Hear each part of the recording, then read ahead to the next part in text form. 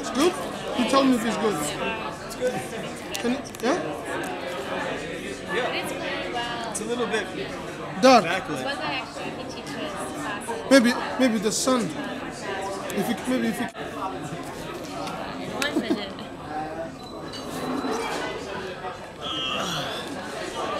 Yeah? Fine? Better, yeah, right? A little bit dark. You don't think so? Where's the sun's over? Yeah. Now it's quality, man.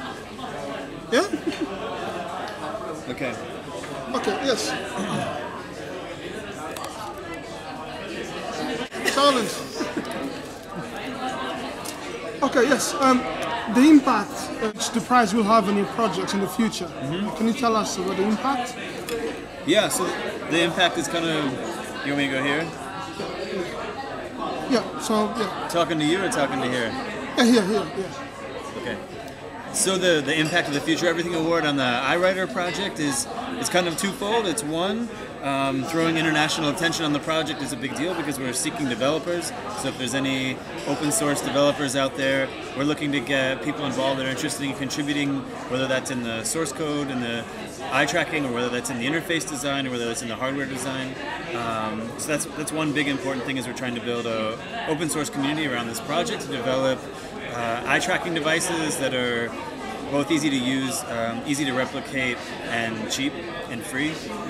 And beyond the attention, though, the money, the prize came along with financial support, which is a huge deal. It's the first time we've had any serious budget related to the project. It's all been a labor of love up to this point. We've been operating out of pocket many times, and depending on donations from people like Parsons and New School University and the Ebling Group have given us some airfare, but until now this is like the first time we've had actual money to throw towards the project, so hopefully that'll mean big things for where it goes in the future.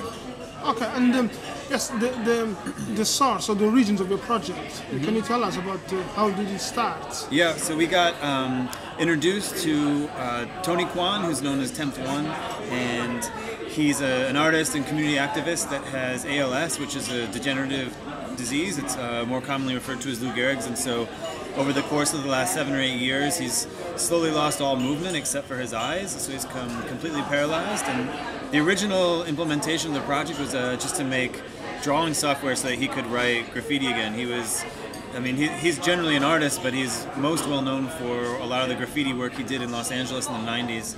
And so this was an open source graffiti drawing application that was taking eye input. And so that was sort of phase one of the project, and the next phase of the project is taking that as a starting point towards making the tool more general and more applicable to people that maybe in a similar medical condition as Tony but don't want to draw graffiti. Maybe they just want to write emails, or maybe they want to browse the web.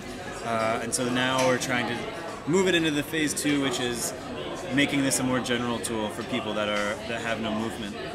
And what was your first reaction when you were told you got the first prize? I don't remember what the action. Well, where were we when we found out? I don't even remember anymore. Yeah, it was email.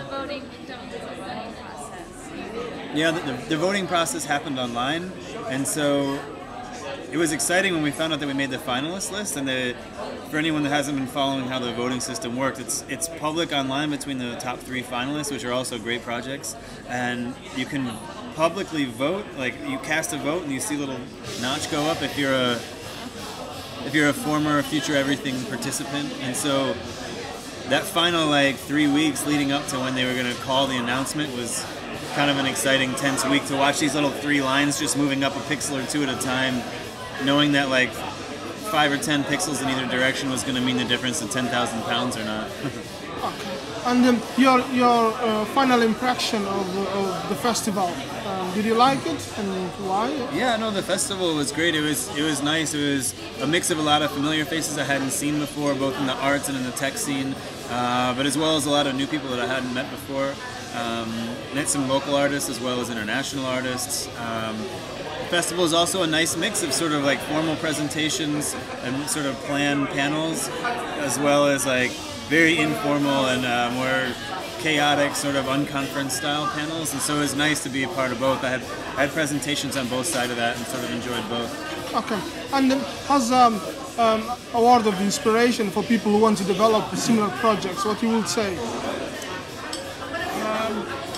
I mean, one thing I say a lot is it only takes a weekend to make a good project. I mean, this is a bigger project, but most of the development happened over the course of like a dedicated week-long project, and I think it doesn't necessarily take 2 or 3 years to build these long, complicated projects, and even projects like this that seem like they're sort of big and overarching, you can get a lot done within a weekend. And so one thing I tell my students a lot is like, if you can't do it in a weekend, like maybe you're not thinking hard enough, you know?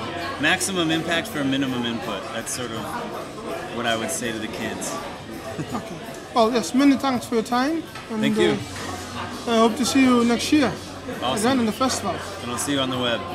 Thank you. Thanks. Cool. Some background music. Yeah. You don't have to edit sound in that. Right.